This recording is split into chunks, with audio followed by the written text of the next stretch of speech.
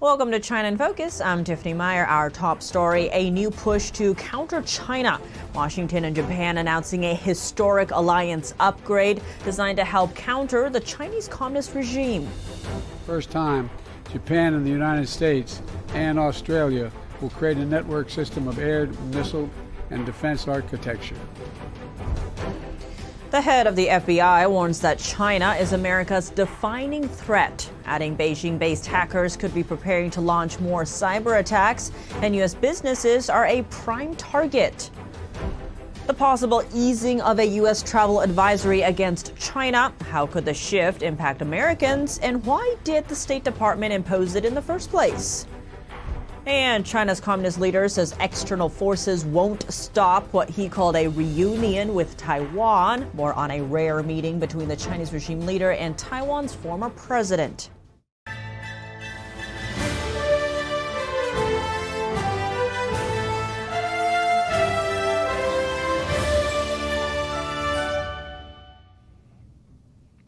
A joint push to counter China. President Biden announcing the most significant upgrade to Washington's alliance with Japan since its signing over 70 years ago. I'm also pleased to announce that for the first time, Japan and the United States and Australia will create a network system of air, missile, and defense architecture. In a press conference with the Japanese Prime Minister, Biden said more joint military exercises are on the horizon between the U.S., UK, and Japan. Plus, Washington has something else under consideration, adding Japan to a security pact between the U.S., UK, and Australia, which focuses on advanced capabilities, including AI, autonomous systems. The pact has two parts. The first one is designed to arm Australia with nuclear-powered submarines so it can better counter Chinese aggression. That says Beijing's growing military might worries Australia's Indo-Pacific neighbors. Our two countries will continue to respond to challenges concerning China through close coordination. At the same time, we confirmed the importance of continuing our dialogue with China. The second pillar of the pact is where Japan might come in. It focuses on defense and technology cooperation. Under it, 2 Japanese astronauts would join future U.S. missions to the moon. As a show of friendship, Japan is also giving the U.S. 250 new cherry trees, meant to replace the ones being uprooted at Washington, D.C.'s tidal basin during seawall repairs.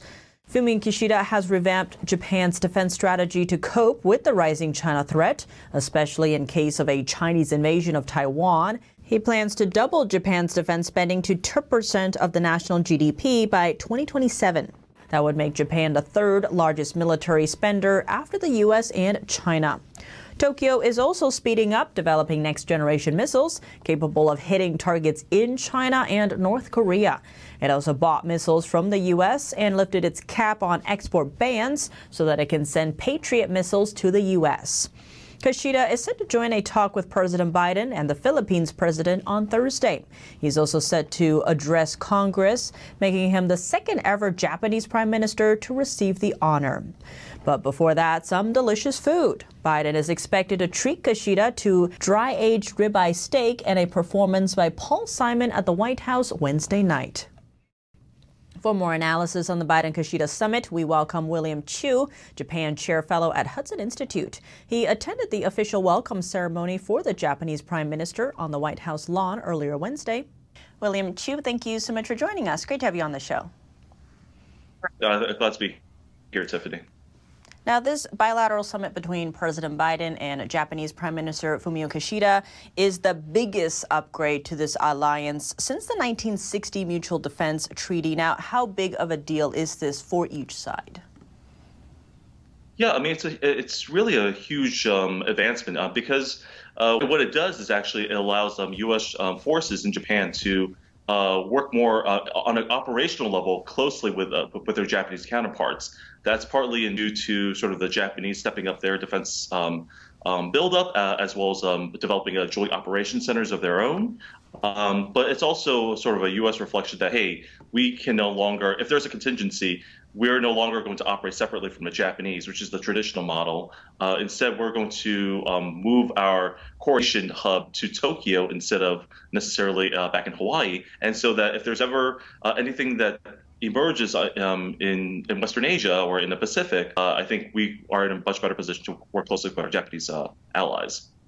Now, back on the defense side, we did see that for the first time, the U.S. will change its force structure in Japan to maximize joint operations. Now, Japan has been moving away from that pacifist phase and instead bolstering its defense amid rising aggressions from both China and North Korea in the region. Given that, many are now saying Japan is arguably the U.S.'s most important ally in the region. What does that signal in terms of the geopolitical climate there? Yeah, I think, look, I mean, I just got back from a week-long trip in Japan back in March, and I had a lot of conversations. And I think the thing that I was struck most was that how much they were shaken by the invasion of Ukraine, right? Because previously there was this assumption that, any kind of military development or procurement would lead to militarism. And I think there's a new realism in Japan that, what happened in Ukraine can be this unlawful, revisionist, aggressive action by a country towards another is very possible. It happened in Ukraine. It could happen in East Asia.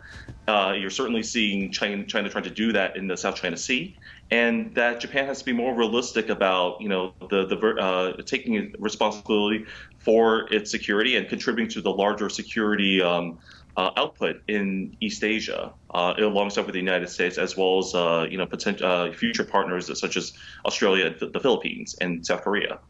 William Chu, thank you so much for your time. Great. Thank you again. The FBI director is echoing a powerful warning. China is America's biggest threat. He emphasized Washington's concerns about cybersecurity at a gathering of the American Bar Association. That's as cases of Chinese espionage activities pop up across the country. China's hackers have been positioning on American infrastructure in preparation to wreak havoc and cause real-world harm to American citizens and communities.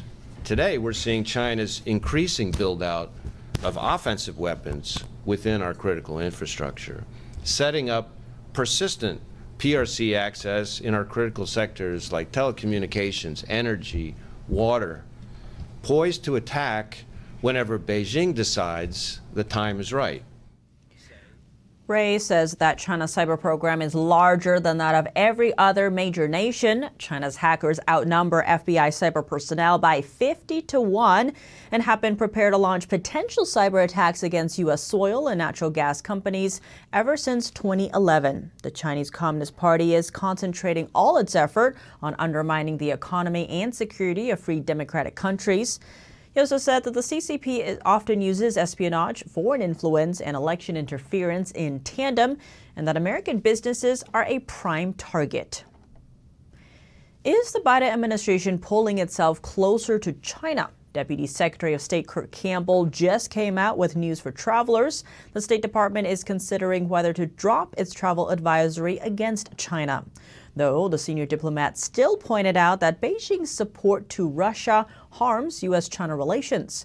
Commenting on Campbell's statement, Beijing said the U.S. should immediately ease what it described as the wrongful advisory, urging Americans not to visit China.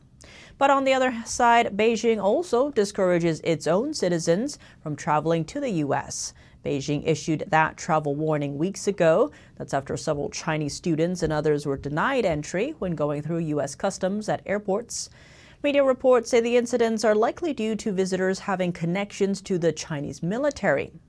Back to the U.S. side, why does Washington discourage travel to China? Last June, the department updated its advisory for the country to level 3, reconsider travel, citing concerns that American tourists in China could be subject to exit bans or wrongful detention. That's after China revised its anti-espionage law in recent months.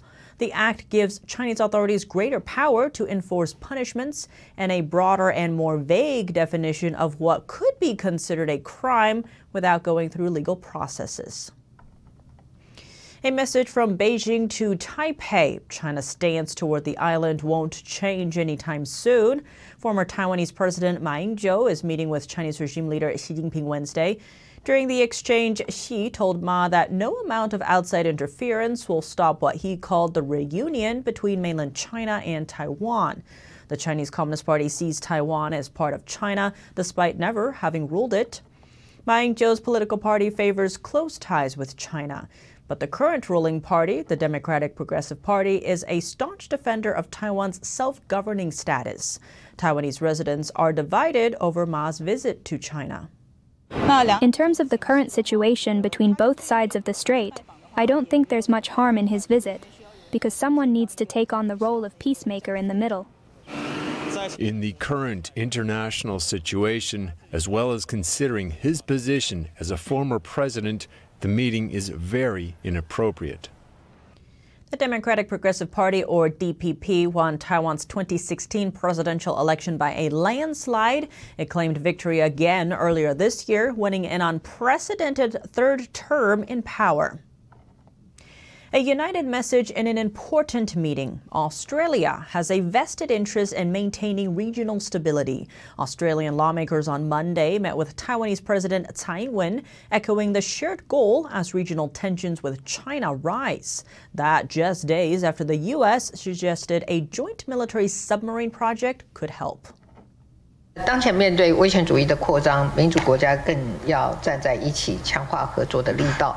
We know we are amongst friends, and we know that maintaining the status quo will be challenging, but we wish to reassure you that you are amongst friends.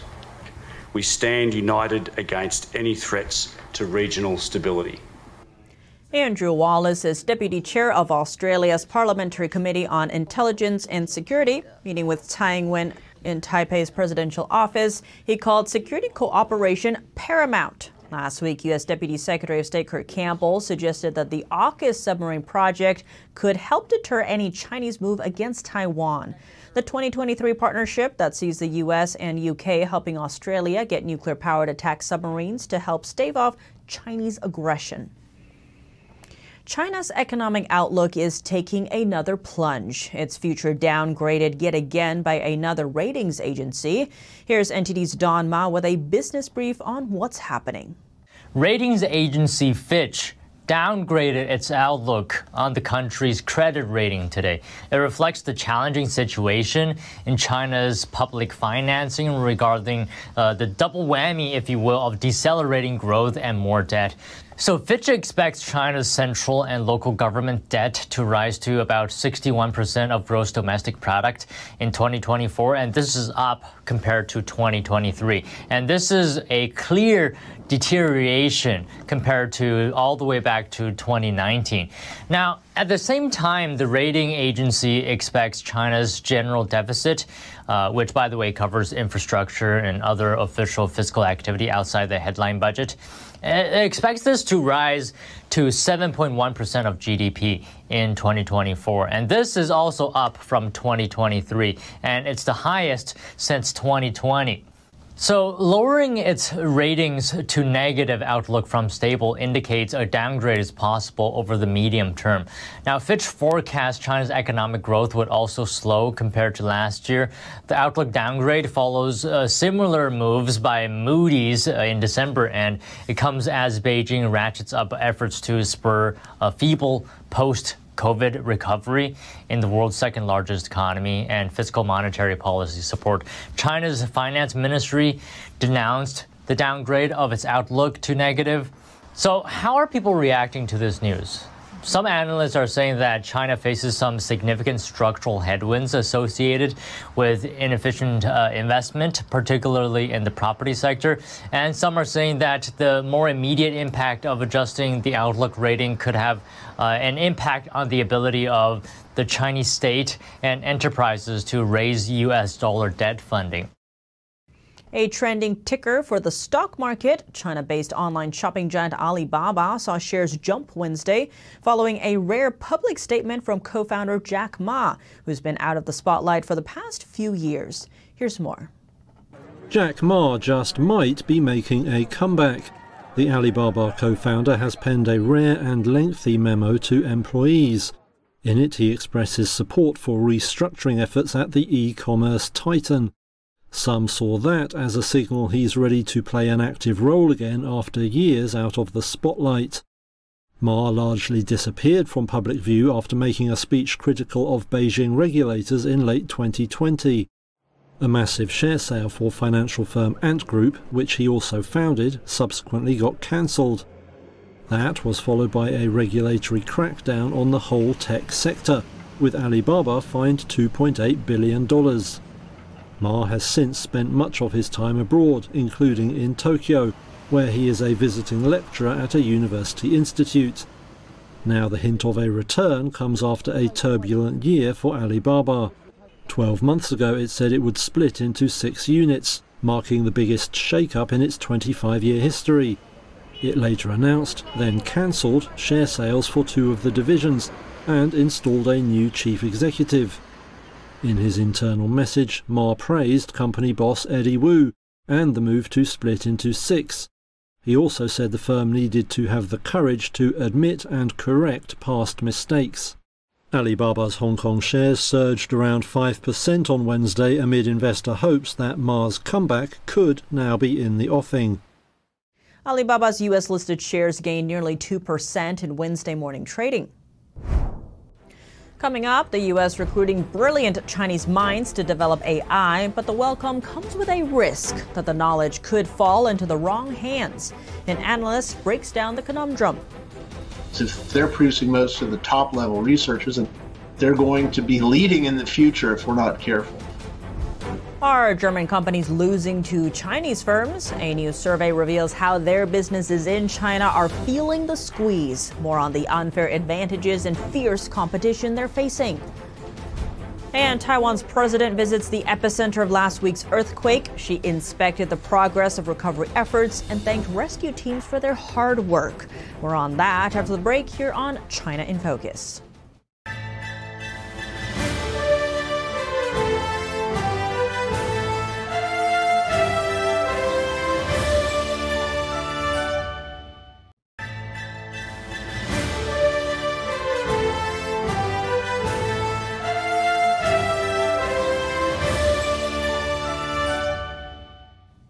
Welcome back to China in Focus. I'm Tiffany Meyer. The U.S. looking to lead in artificial intelligence and keep its lead over China.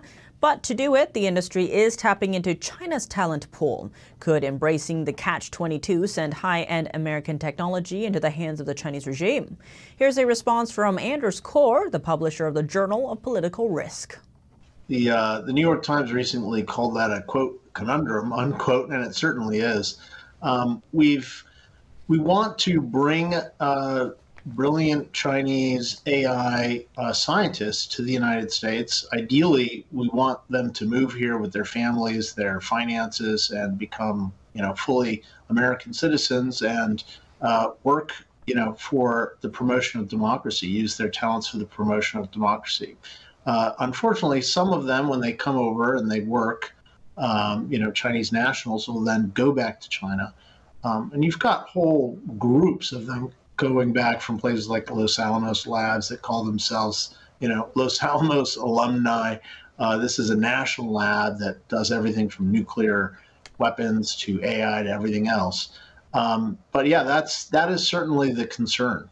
Yeah, and we just looked back to recently a former Google software engineer was charged with allegedly trying to send the information about AI back to a company based in Beijing, in which case the CCP would likely have a chance to get its hands on that.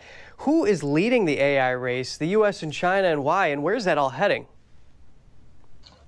That researcher, I mean, we need to realize that researcher is the rare occasion, right? There are not that many who steal and then go straight back to China, but the concern is there. On certain levels, a new study has found that China is producing more AI researchers based on their location of undergraduate education. Quite a bit more, like 2 or 3 times more than the United States is. That's a concern, especially for the future, because if they're producing most of the top-level researchers, and this is measured by how many publications and presentations at the top conferences, then they're going to be leading in the future if we're not careful. Businesses in Europe's biggest economy say they're feeling the squeeze from China. In a survey conducted by the German Chamber of Commerce in China, almost 2/3 of the German companies polled said they face unfair competition from local firms in the Chinese market. That's because Chinese companies enjoy better access to licenses and benefits from the Chinese state. They're also backed by subsidies from Beijing, allowing them to sell at far lower prices than their Western rivals. German companies say they're confident in their innovation and product quality, but the increasing competition from Chinese companies is eating into their market share. German Chancellor Olaf Scholz is taking a trip to China this week, joined by the CEOs of technology giant Siemens and automaker Mercedes-Benz. China remains Germany's largest trading partner, even though Berlin said last year that it would de-risk. Last year, German direct investment into China hit a record high, $12.9 billion, an over 4% increase from the previous year. Beijing pledged to treat foreign companies equally this March to try to attract more investment, but German businesses say they want to see more concrete steps. Recovering and rebuilding efforts are in full swing in Taiwan. Taiwanese President Tsai Ing-wen visited the city of Hualien, where last week's earthquake struck, the epicenter of the 7.4 magnitude tremor shaking the island's mountainous and scenic east coast. In addition to understanding the progress of disaster relief, it is also important to thank everyone in person for their hard work. After the earthquake struck last Wednesday, our firefighting brothers and sisters in Hualien, as well as our special search and rescue colleagues from all over Taiwan, immediately plunged into the disaster relief work. Everyone worked very hard this past week, so thank you very much for your efforts. She spoke at the local earthquake command center and vowed to strengthen Taiwan's resilience. Shaking began in the city on the morning of April 3rd, toppling houses and causing landslides in a nearby national park. At least 13 were killed. Taiwan lies near the junction of two tectonic plates and is prone to earthquakes. More than 100 people were killed in a 2016 quake in the island's south, and in 1999, a magnitude 7.3 quake killed more than 2,000 people. That's all for today's China in Focus. I'm Tiffany Meyer. If you have any feedback on the show or have something you'd like to see us cover, send us an email at chinainfocus@ntd.com. We'd love to hear from you. For round-the-clock original news coverage, visit us at ntd.com or download our NTD app. Coming up on NTD, stay tuned for America's Hope with Kelly Wright. Tonight's episode highlights the remarkable story of retired U.S. Army Captain John Arroyo Jr., a former Green Beret who was gunned down by a fellow soldier at Fort Hood, Texas, yet miraculously survived. Learn how the former soldier transformed his life after the near-fatal hit through the power of forgiving his attacker. Thanks for watching. See you tomorrow.